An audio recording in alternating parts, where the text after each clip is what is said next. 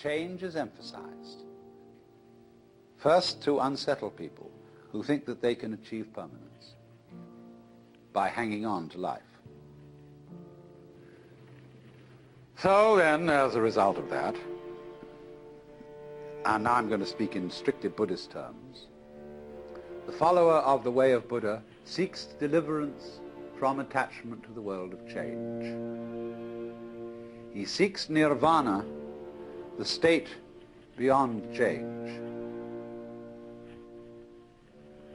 But actually, the whole problem is that there really is no other problem for human beings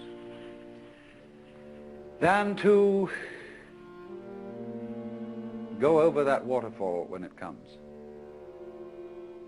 just as you go over any other waterfall, just as you go on from day to day, just as you go to sleep at night.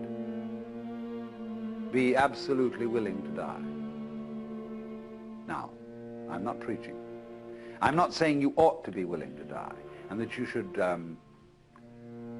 muscle up your courage and somehow put on a good front when the terrible thing comes. That's not the idea at all. The point is that you can only die well if you understand your disappearance as this particular organism is simply seasonal.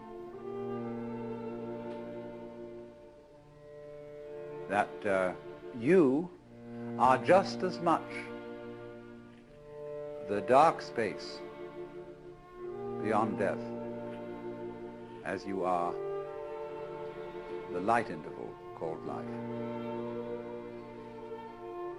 These are just two sides of you, because you is the total wave. See, you can't have half a wave. Nobody ever saw waves which just had crests, no troughs. So you can't have half a human being who is born but doesn't die. Half a thing. That would be only half a thing. Space,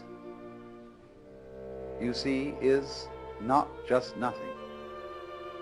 If I could magnify my hand to an enormous degree so that you could see all the molecules in it, I don't know how far apart they would be, but it seems to me they would be something like tennis balls in a very, very large space.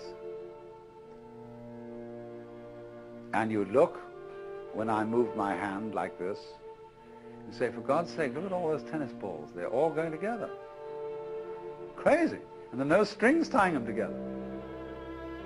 And space is a function of, or it's an inseparable aspect of, whatever solids are in the space.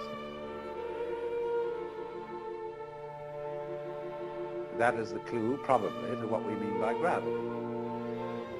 We don't know. So in the same way, when those marvelous sandpipers come around here, the little ones, while they're in the air flying, they have one mind. They move all together. When they alight on the mud, they become individuals and they go picking around for worms or something. But one click of the fingers and all those things are going zip into the air. They don't seem to have a leader because they don't follow when they turn. They all turn together and go off in another direction. Amazing. But they're like the molecules in my hand.